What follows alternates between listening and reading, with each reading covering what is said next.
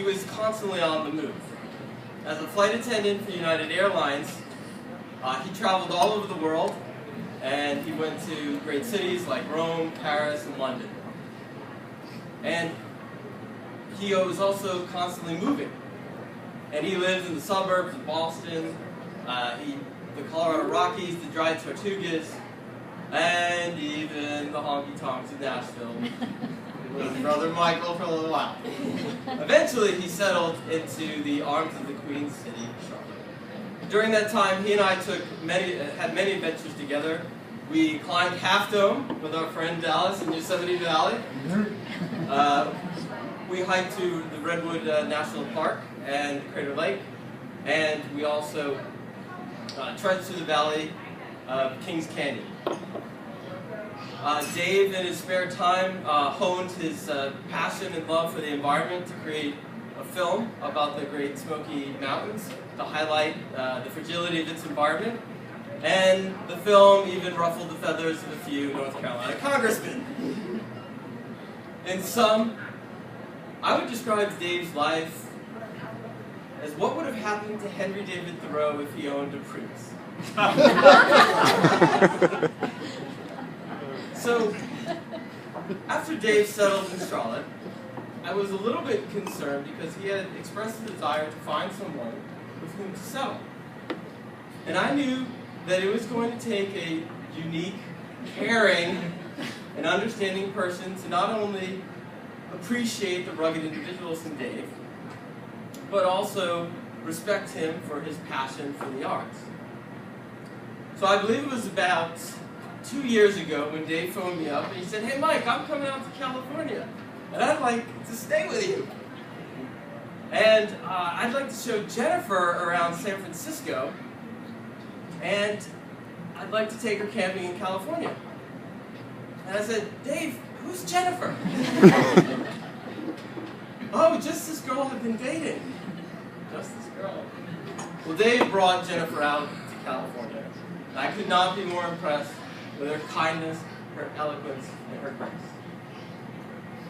And after they left, I had this feeling like truly she may be the one.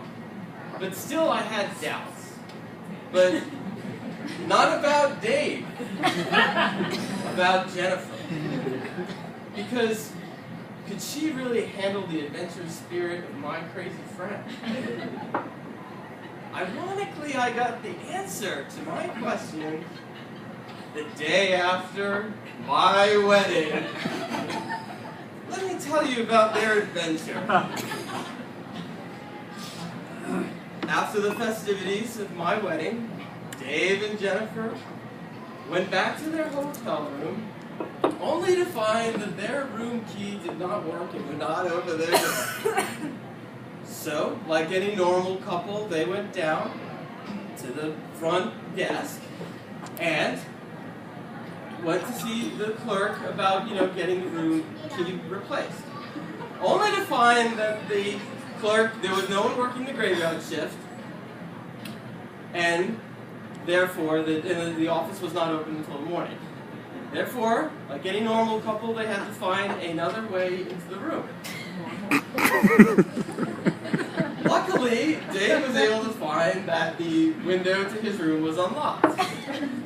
And seeing no other alternative, he opened the window and helped his fiancée in her red cocktail dress climb through.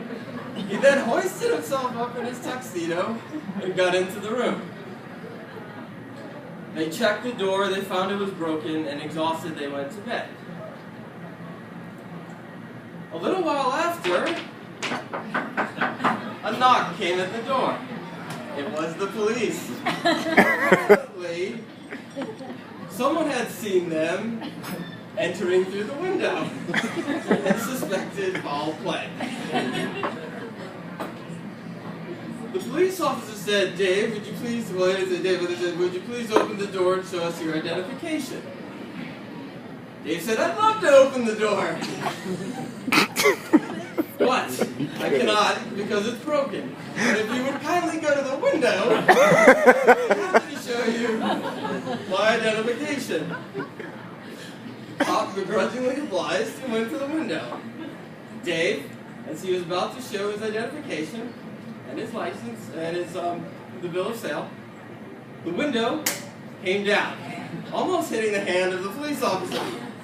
Dave opened the window and apologized profusely, but again explained to the cop that the door was broken, and he eventually convinced them that he was telling the truth. And their story eventually convinced me that Jennifer can't handle Crazy Dave. Many years have passed, and Dave has continued to mature into someone I truly admire. He's built a career for himself in claims adjusting as a budding entrepreneur.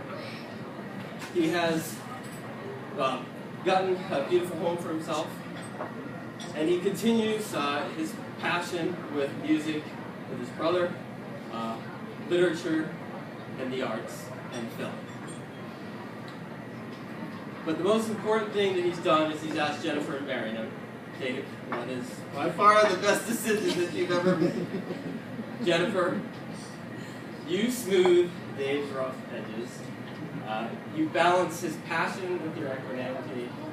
And you give him the joy that you can only find when you find your true life partner. I wish you both much happiness and many adventures. So I'd like you all to raise your glass. Dave and Jennifer, many adventures. Here.